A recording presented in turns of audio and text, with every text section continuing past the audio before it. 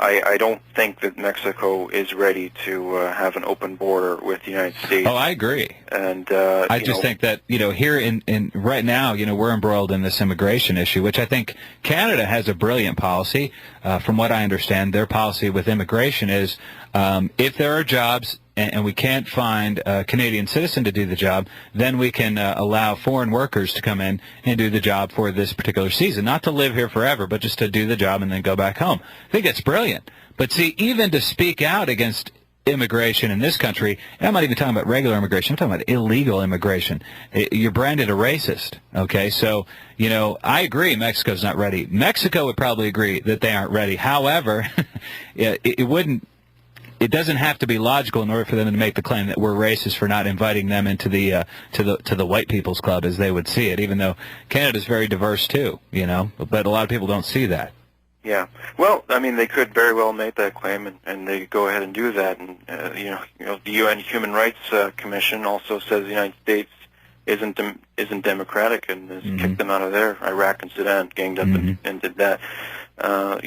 People can say different things, but I think in terms of Canada and the U.S., we have to work together, and we'd be better off in terms of that.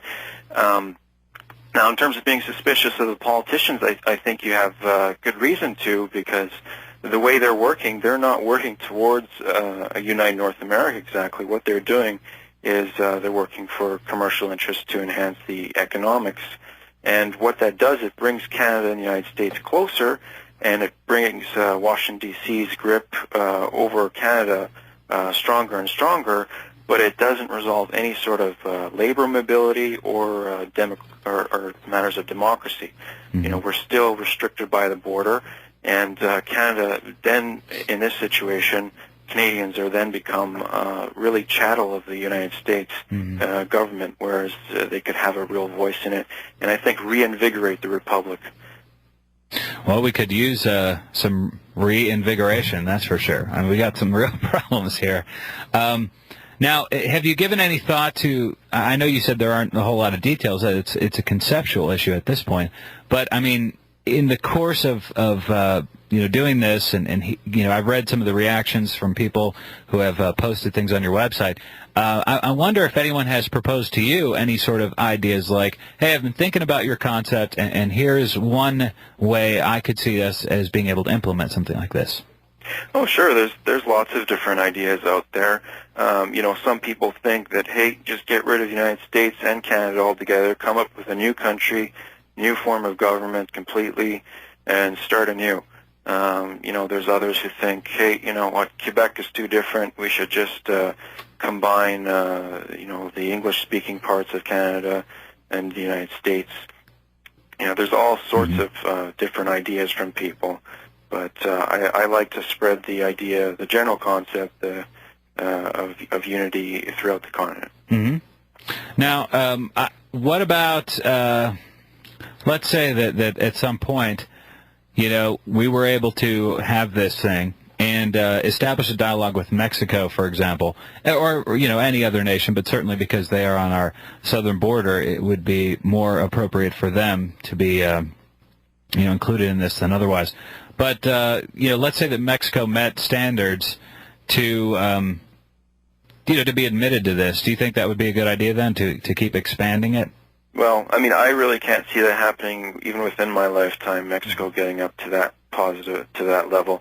But, that's something that we need to discuss then. We also have to understand that Mexico is completely foreign in terms of their culture and their language. So it is a different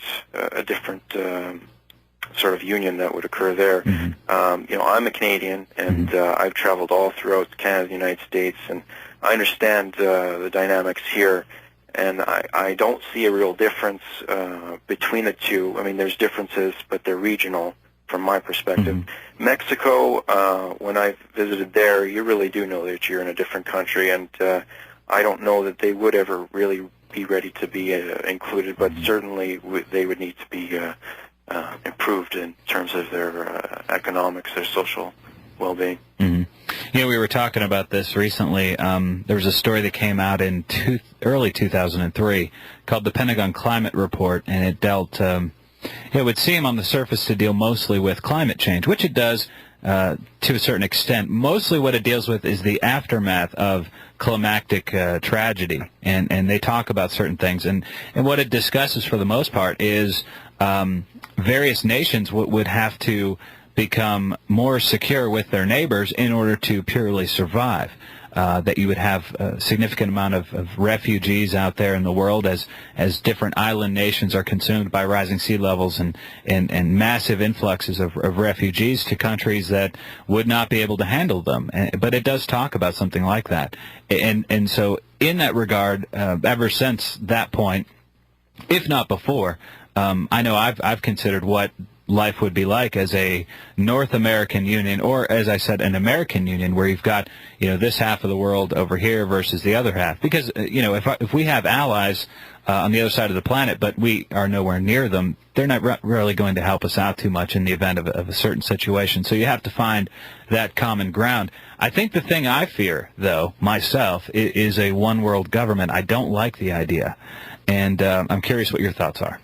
Oh, well, I mean, I can't see any sort of one world government coming to fruition. I mean, we've got people living in the 4th century, really, over on the other side of the planet, and they have a completely opposite mindset.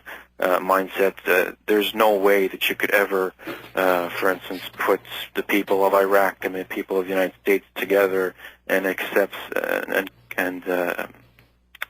some kind of democracy to bloom between them, because they're completely different, and I don't think that's something that we should be working towards anywhere in the future. Maybe if aliens come down, we can start thinking about those sorts of things, but that's definitely not what we're aiming towards. I see. So it's just a case-by-case basis, and right now the case in this discussion is not complete and total globalism, but rather an integration of Canada and the United States, which, I can understand that point of view. Don't put the cart before the horse. But, again, the process of gradualism is of a concern to me.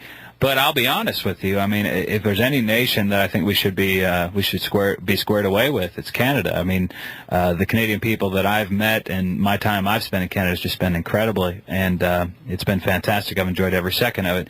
Even mixing it up in the corners with some Canadian hockey players. It's always in good fun, and and the Canadian beer is unparalleled, except for Irish beer. But nevertheless,